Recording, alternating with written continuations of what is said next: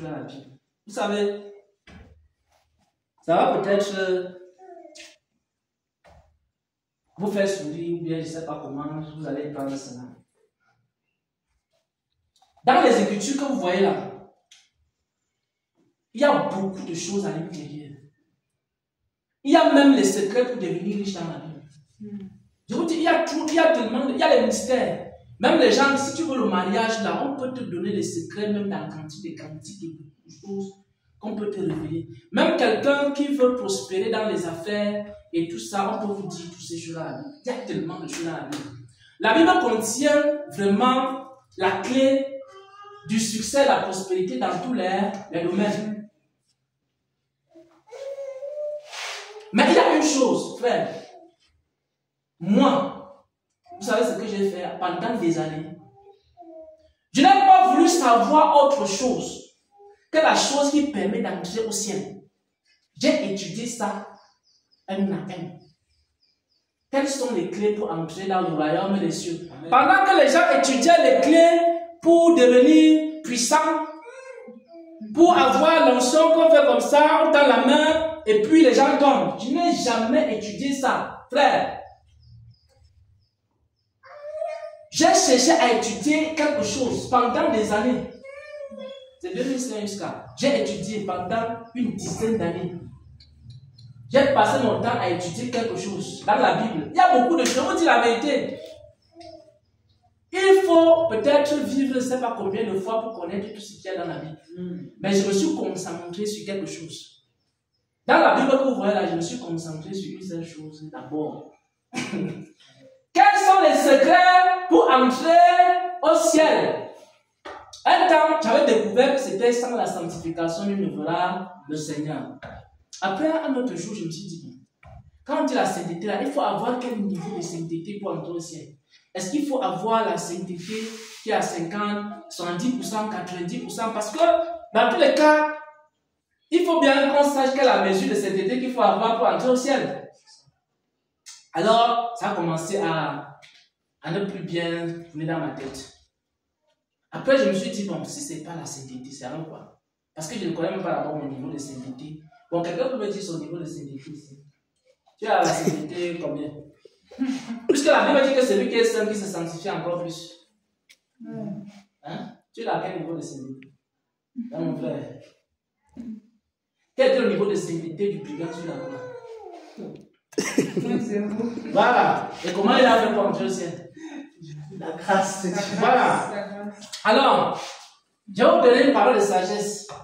J'ai étudié ces choses-là parce que je voulais comprendre le secret pour entrer au ciel. Alors, un jour, Dieu me dit ceci. Je vous donne le mot exact.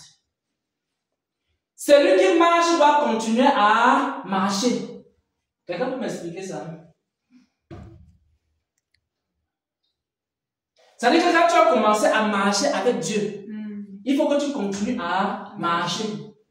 Et si la trompette sonne pendant que tu es en train de marcher, tu vas entrer au ciel. Amen. Amen. Tu comprends? Amen. Parce que tu vas calculer ton niveau de sainteté comment?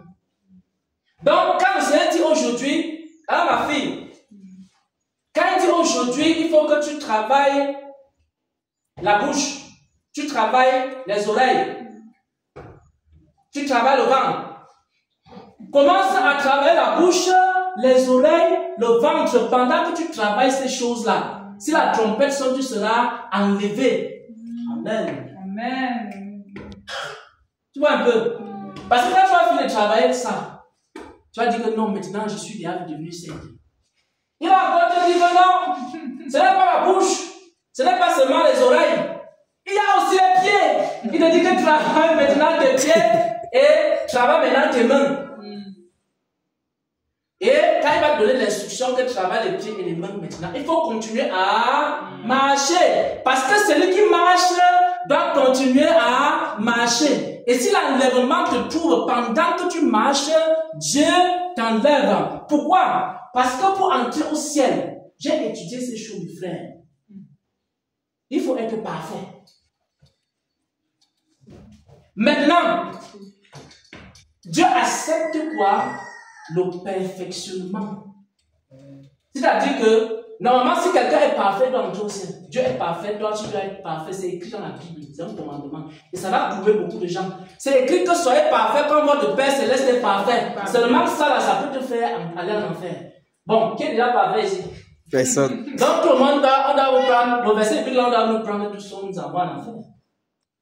Mais Dieu accepte quelque chose, puisque le niveau qu'il accepte, c'est la perfection.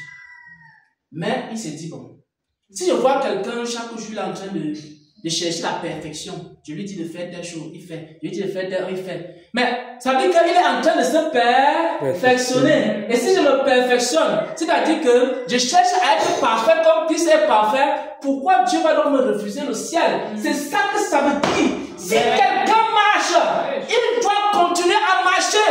Le jour que tu dis que je connais déjà chanter, un jour Dieu te dit que mets le micro comme ça, tu dis non, on ne peut pas mettre le micro comme ça. Le micro doit être comme ça selon le théorème de qui est encore là. Et tu gardes le micro comme ça, Dieu te dit non, fais le micro comme ça. Oh, tu dois pleurer. Parce que celui qui marche doit encore continuer à marcher. Parce qu'un autre jour, pendant que tu évangélises, Dieu t'a enseigné l'évangélisation. Un autre jour, tu arrives, tu continues à évangéliser. Dieu t'a enseigné l'évangélisation par la révélation. Tu pars, tu commences à évangéliser par la révélation. Après un autre jour, Dieu te dit, bon, aujourd'hui, je vais t'enseigner maintenant autre chose. Je vais t'enseigner l'évangélisation par le miracle. Et tu vas dire à Dieu que, oh Seigneur, tu ne vois pas que c'était trop beau de rester dans l'évangélisation par la révélation. Pourquoi est-ce que je dois entrer dans l'évangélisation par le miracle? Hein, Seigneur? Parce que le miracle même, ça sert à quoi? Est-ce que le miracle amène les gens au ciel? Et tu commences à discuter avec le Saint-Esprit. Il te dit que bon, comme il en est ainsi, reste donc dans l'évangélisation, par la révélation. Je suis sûr que le frère, quand il est sorti là, il a un tas de révélations comme ça. Si tu considères que les révélations que tu as aujourd'hui, c'est les seules révélations que tu dois avoir dans ta vie, c'est fini pour toi. Parce que celui qui marche, il doit faire quoi? Il doit continuer à marcher. Donc c'est une marche. Tant que tu n'as pas encore atteint la perfection, tu dois continuer à marcher. Vous savez, le Seigneur va nous révéler ici même les modèles de la vie qu'on doit porter. Ouais, il va commencer à révéler que porter tel modèle, porter ceci. Mais un autre jour, il dit bon, maintenant on va essayer d'approfondir un peu le modèle. Ne dites pas que non, il y a de cela 10 ans, quand nous étions en train de commencer, Dieu nous avait donné ce modèle. Ça, c'est le modèle du ministère, les paroles de Jésus. Et qu'il soit anathème, quiconque me donnera un autre modèle. Parce que celui qui marche doit continuer à marcher. Je vous dis la vérité. Si quelqu'un est tout le temps en train de marcher comme un enfant, tout le temps en train de... Le Seigneur te dit que bon, maintenant là, tu as déjà la vision. Mais dans la vision, il va te maintenant te révéler les différents types de visions. Il y a la vision de ceci, la vision de cela. Et que tu dis que non, on n'a plus rien à apprendre sur la vision. Il faut commencer à pleurer. Et il pleure, pourquoi? Parce que si le Saint-Esprit t'enseigne toutes ces choses-là, qu'est-ce qui va se passer? Il va régler ce problème-là devant les portes du ciel. Il vaut mieux accepter quoi? La correction. Je vous dis la vérité. Je ne peux pas vous dire combien de fois le Seigneur m'a corrigé. Je suis tellement habitué à la correction que, à un moment donné, mon esprit déjà seulement comme ça, en train de dire que bon, je ne sais pas la nouvelle correction que le Seigneur va encore me donner. Vous savez pourquoi? Vous savez pourquoi c'est facile pour moi d'obéir? C'est parce que mon esprit est préparé à la correction. Et c'est-à-dire que, dans tous les cas, à n'importe quel moment, Dieu va me corriger. Donc, ne croyez pas que quelqu'un va venir ici avec une révélation. Oh, homme de Dieu, j'ai eu la révélation que tu dois marcher comme ça. J'ai vu comment tu marches. Je dis, amène-moi la révélation là ici. Je suis habitué à quoi? À la correction. C'est ça même que je veux. C'est ça que j'attends. J'ai besoin de savoir comment on doit bien faire les choses. Ce n'est pas devant les portes du ciel que je vais aller apprendre ça. Amen. Donc, c'est pendant que je suis encore sur la terre. Donc, je voulais faire cette parenthèse, je ne sais pas pourquoi j'ai commencé à parler de ces choses. Mais, j'aimerais terminer par une chose. Peut-être qu'on ne va pas partager finalement la parole de Dieu. Alors, il faut savoir que Dieu n'a pas de préféré. Peut-être certains d'entre vous pensez que Dieu a un préféré. Dieu n'a pas de préféré. Donc, chacun de nous qui sommes là, c'est en fonction des dispositions de son cœur. Ne dites pas que Dieu va établir telle personne dessus de telle, Dieu va élever telle. Non, Dieu n'a pas de préféré. La dimension de ce ministère, ça va dépendre de ce que nous, qui sommes acteurs de ce ministère, nous allons faire au cours de chaque jour. Le ministère, s'il peut avoir une dimension nationale, internationale et tout cela, ça va dépendre de qui? Ça va dépendre de nous. Si le Seigneur voit qu'il y a d'autres chrétiens qui sont plus engagés, plus déterminés que nous, il va commencer à faire quoi? Il va commencer à travailler avec nous. Donc Dieu n'a pas ces problèmes-là. C'est la raison pour laquelle vous ne m'avez jamais vu quand les prophéties sortent ici. La prophétie commence à dire: oh, serviteur Xavier, je t'aime beaucoup, tu m'obéis, tu fais ceci, cela, tu fais ma joie, tu fais ma fierté. C'est le moment le plus dangereux pour moi. Vous savez pourquoi? C'est le moment le plus dangereux. Quand les éloges commencent, les félicitations commencent. Parce qu'à un moment donné, on peut croire qu'on est au-dessus des autres et qu'on a quelque chose de supérieur que les autres. Alors, c'est à ce moment-là que je commence à faire le plus attention possible. Parce que la même bouche qui va parler là, c'est la même bouche qui va dire que, espèce de rebelle, je vous ai déjà dit de faire ma volonté. Dieu a une bouche qui, ça bénit, ça dit aussi les mauvaises choses. Ça proclame, oui, quand Dieu est en colère, il frappe, même il a une main qui frappe, il a une main qui te protège, il a aussi une main qui te frappe. Donc ne croyez pas que quand la main de Dieu vous protège, vous êtes content, la vie est belle, vous êtes protégé. Voilà. Mais la même main là, la main la frappe. Et la bouche qui dit que tu es beau, tu es bien, la même bouche là, ça vomit aussi. Hein? C'est écrit, je vous vomirai de ma bouche, la même bouche là, ça vomit. Ne croyez jamais que vous êtes un préféré de Dieu. Dieu n'a pas de préféré. Salomon, que nous savons tous que Dieu a tellement aimé Salomon depuis son enfance, l'enfant prodigue sur Salomon. À la fin, qu'est-ce qu'il a fait? À la fin, c'était le problème et ça s'est terminé comme ça. Donc, je ne sais pas s'il y a un préféré de Dieu ici. S'il y a un préféré de Dieu qui lève la main. Je vous dis la vérité, je ne suis pas préféré de Dieu, il n'y a personne qui est préféré de Dieu ici. Tout dépend de chacun. Hein, mon frère? Quand tu es ici là, ta vie dépend de toi-même. Tu peux arriver ici là, directement Dieu fait de toi quelque chose qu'il n'a jamais fait ici dans l'assemblée ici. Donc ne venez pas ici regarder les gens. Hein. Ne venez pas ici que bon voilà, quand Dieu va parler, il va toujours parler par le frère Xavier, etc. Parce que demain là, le frère Xavier même peut commencer à avoir fou. Et c'est toi qui vas éclairer le frère Xavier. Oui, et puis moi je viens vers toi et dis que oh, vraiment, le Seigneur t'a fait grâce, montre-moi le chemin. Dieu n'a aucun préféré. Si quelqu'un est devenu préféré de Dieu, c'est qu'il n'a pas encore compris le christianisme. La Bible dit quoi? Dieu ne fait acception de personne. Je dis, quand on dit acception là, je vous dis une chose que je connais sur Dieu. L'une des choses que je connais sur Dieu, c'est que Dieu est juste.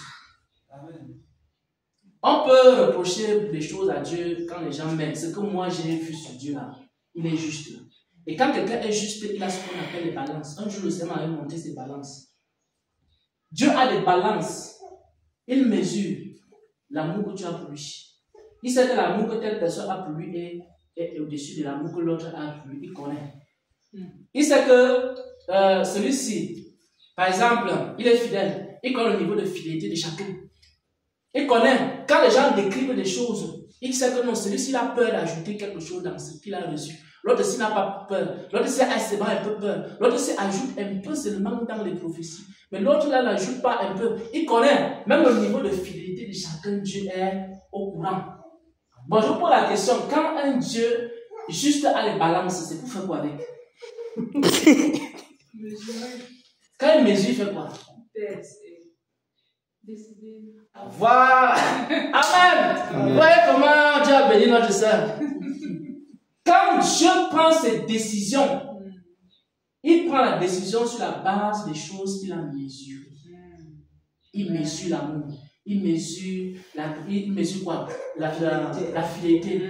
Il mesure ta bonté. Il mesure ta compassion. Et il te renvoie ça à la figure.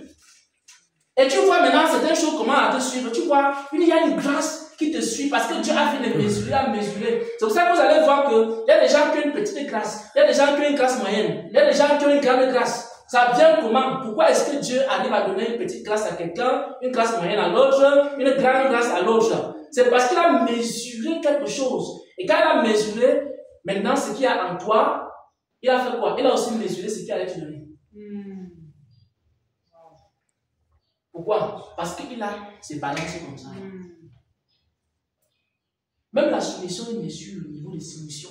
Parce qu'il y a une soumission on dit que, oh Seigneur, je fais ta volonté, je ne réfléchis pas. Il y a l'autre soumission, c'est que Seigneur, ce que tu as dit là, vraiment, je ne suis pas d'accord avec ça. Tu dis d'abord 2-3 jours, tu mets les mains dans la poche, tu écris d'abord un peu le Saint-Esprit, tu reviens demander pardon, Seigneur, Saint-Esprit, je me suis. Dieu considère toutes les soumissions là. Même le genre que tu ne te soumets même pas, Dieu considère. Et Dieu donne à chacun en fonction du niveau de soumission. Pourquoi? Parce que la condition pour que Dieu te conduise, ça dépend de ton niveau de soumission. Ça veut dire qu'il y a des gens qui vont dire que Dieu ne me conduit pas trop, il ne me parle plus trop, il ne m'enseigne plus trop. Il m'enseigne, avant, je recevais par lui 3 songes, 4 songes, 10 visions, etc.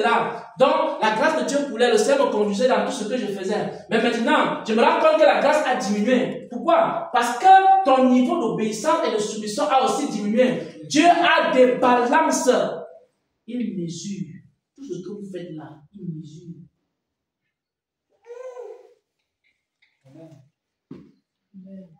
Et quand il finit de mesurer, et vous savez que personne ne va échapper.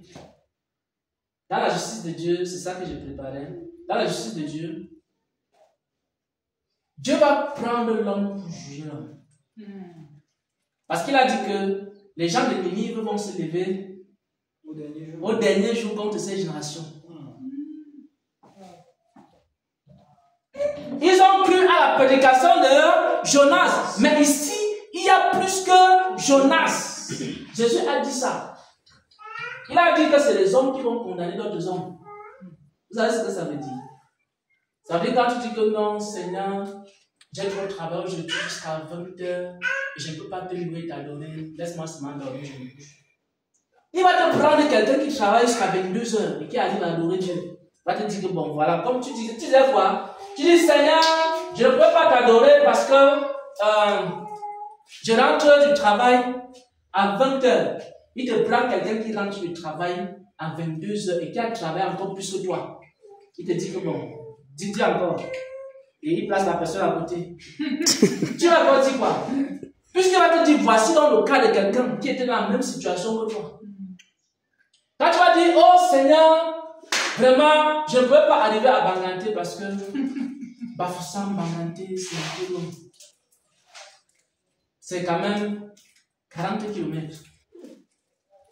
Dieu va te montrer quelqu'un qui a pris l'avion pour arriver à Banganté. Tu dis que bon, tu disais quoi? Tu ne peux pas arriver à Banganté parce que c'est long. Tu dis, voilà quelqu'un qui a fait 2000 km. Voilà, on va prendre la soeur, on va placer ici. C'est-à-dire tu m'as envoyé à Banganté. J'étais ici à Bamena. J'étais à Bamena, je ne pouvais pas arriver à Banganté. Il te prend quelqu'un qui est parti de Douala pour venir à Banganté. C'est là où tu vas dire que, mais qu'est-ce que. Donc tu vas dire que non, vraiment, j'avais un mari violent. Mon mari tapait souvent sur moi. Dès que j'ouvre seulement la Bible, il tape sur moi. Il m'a interdit la Bible, il m'a interdit de prier, il m'a interdit de faire des choses. C'est pour ça que je n'ai pas servi Dieu. Vous savez ce que Dieu a fait? il va prendre le cas d'une autre personne. Que son mari était encore peut-être 2 ou 3 fois plus violent. Et ce n'était pas seulement les chiffres. C'était autre chose. Et la personne a fait quoi? Elle a servi Dieu. On va te montrer. Voyez un peu. Donc, le Seigneur va renvoyer à chacun selon une mesure. Je vous dis la vérité, Dieu mesure.